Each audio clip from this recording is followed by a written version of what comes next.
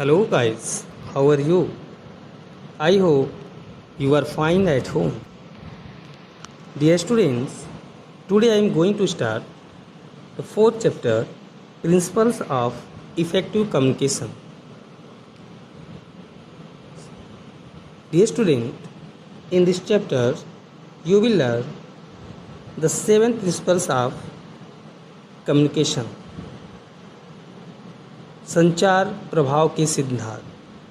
किस सिद्धांत पर हमारा कम्युनिकेशन होता है, हम लोग इस चैप्टर के अंतर्गत पढ़ेंगे। Now effective communication is the communication between two or more people in which the inter message is successfully delivered, received and understood. Dear students, effective communication वह कम्युनिकेशन होता है जो कि two or more people in which intended message to successfully deliver, दो या दो से अधिक लोगों के बीच में जब किसी मैसेज का जो संदेश आप दे रहे हैं वो सक्सेसफुल डिलीवर्ड हो, रिसीव्ड हो और अंडरस्टूड हो, मीन्स वह दोनों के बीच में आदान प्रदान हो और अच्छी तरह से समझ में आए, ऐसा जो कम्युनिकेशन होगा वह हमारा इफेक्टिव कम्युनिकेशन होगा। In other word, the communication is said to be effective when all the parties means sender and receiver, भेजने वाला और रिसीव करने वाला, in the communication assign similar meanings to the message, listen carefully to watch all has been communicated and make the sender feel heard and understood. करें दूसरे शब्दों में हम यह कह सकते हैं कि जो हमारा कम्युनिकेशन होता है उसका तात्पर्य यह है कि जो कम्युनिकेशन कर रहा है, जो सेंडर है और जिसके पास पहुंच रहा है, उन दोनों के बीच में एक जो मीनिंग टू द मैसेज का जो अर्थ सुनने में और समझने में क्लियर हो। कॉम्प्लेक्स मीनिंग का वर्ड, कॉम्प्लेक्स कम्युनिकेशन यदि आप करेंगे तो आपका कम्युनिकेशन इफेक्टिव नहीं होगा। Dear students, now next topic, the principles of effective communications. One factor that sets humans apart from other species in our abilities to exchange information fast, efficiently and over potentially long distance।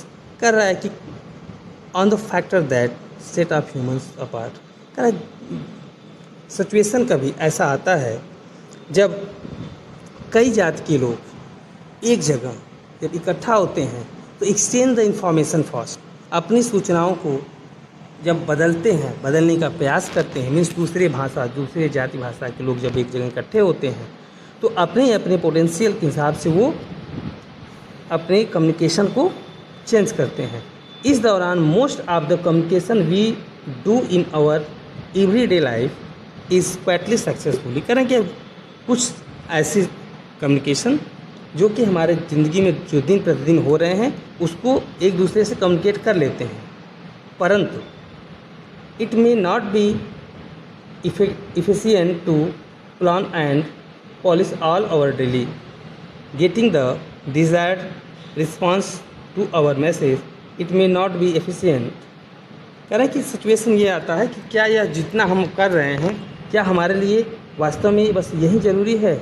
नहीं, हमें इसके लिए अपने communication को पूरी तरह से, अपने रिलेशन को पूरी तरह से समझना होगा, जानना होगा। इस सिचुएशन में every time we want to communicate some things we should desire two important elements. कह रहे कि हर सिचुएशन को हमें अच्छी तरह से समझना पड़ेगा। तो इसके लिए क्या होता है, जो दो मुख्य इम्पॉर्टेंट एलिमेंट होते हैं, two target audience and the goals. कर अपने लक्ष्य को और ऑडियंस के लक्ष्य को दोनों को समझना अति आवश्यक होता है। We should clearly define both within the context of communication. This is because different audience require different approach to get them to the desired goal। कह रहा अलग अलग जो ऑडियंस होते हैं उनके कुछ लक्ष्य अलग अलग होते हैं, तो उनके लक्ष्य को समझना और अपने लक्ष्य जो निर्धारित हमारा जो एम है उसको वहाँ तक पहुँचाने का जो कार्य होता है, यही अब होता है principle of communication, effective communication, इसका कम्युनिकेशन का सिद्धांत। Now the 7 steps of effective communication, जिसमें पहला है आपका completeness of the message. The message must be completed and great to the receivers। कह रहे हैं कि डियर स्टूडेंट्स, जब आप कोई मैसेज किसी को डिलीवर कर रहे हैं वो कंप्लीट होना चाहिए, अपूर्ण मैसेज न डिलीवर करें। The message must be based on the facts, और तथ्य पर आधारित मैसेज होना चाहिए। मीन्स जिस टॉपिक्स पे आप बात कर रहे हैं तो जो मैसेज आप डिलीवर कर रहे हैं वो उसी टॉपिक से रिलेटेड हो। Further a complex message should provide additional information and और एक्सप्लेनेशन, या अगर कम्प्लेक्स मैसेज आप दे रहे हैं तो उसकी व्याख्या आपको करनी पड़ेगी। A good sub division of subjects will clarify the message, as a result of which there will be a complete comprehension of what is said. करें कि जब आप किसी भी विषय को अच्छे से मैसेज को, रिजल्ट को आप जब देंगे, क्लियरिफिकेशन उसका करेंगे, तब वो मैसेज समझ में आएगा। Now your next principal,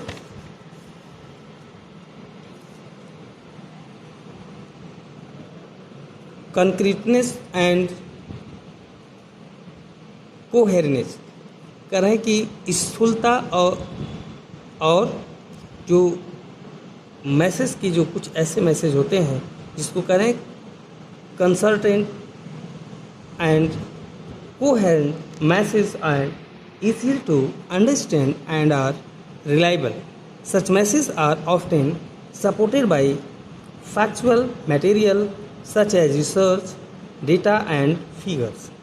When the words used in them are clear, the sentence structure can be interpreted uniquely and nothing is left to the imagination. Then such a message is said to be concerted and coherent। करें कि जब किसी message को आप किसी को deliver कर रहे हैं तो उसमें लगाव, मीन्स मैसेज समसामयिक होना चाहिए, कंडीशनल होना चाहिए, जहाँ से जिससे बात करें उस लक्ष्य के साथ होना चाहिए, और उस मैसेज में क्लियरिफिकेशन, उसके वर्ड का जो चयन, सेंटेंस का चयन आपका क्लियर होना चाहिए, तब तो वह अच्छा मैसेज कहेगा। Now your next principle is courtesy to the receivers. In addition to considering the feelings and points of view of the target group, it is also important to approach the audience in friendly and courteous manner. Courtesy means to the receivers. करें जिस receiver का जो considerable of feelings मतलब क्या होता है, अनुभूति, and point of view the target group, जिस ग्रुप का जो टारगेट है, जो लक्ष्य है आपका, यह it is also important to approach to audience is friendly. तो उस ग्रुप के जितने भी लोग हैं वह एक आपसे का लगाव फ्रेंडली होना चाहिए एंड बेस्ट मैनर। ये नहीं कि आप जिससे कम्युनिकेशन कर रहे हैं वो आपसे उसको दूसरे रूप में आप देखें, मीन्स आपको अपनों जैसा बर्ताव न करें, एज एनीवेयर आप कम्युनिकेशन कर रहे हैं तो ये कम्युनिकेशन आपका इफेक्टिव नहीं होगा। Effective communication should use term that show respect for the receiver. उसमें आपके आचार विचार संस्कार रेस्पेक्ट अवश्य इंक्लूड होने चाहिए। It is also importance to address a person appropriately. कह रहे हैं कि कुछ ऐसे मुख्य लोग जो इसके पात्र हैं, मीन्स सराहनीय पात्र हैं, उनके साथ with some people you should use familiar for the address.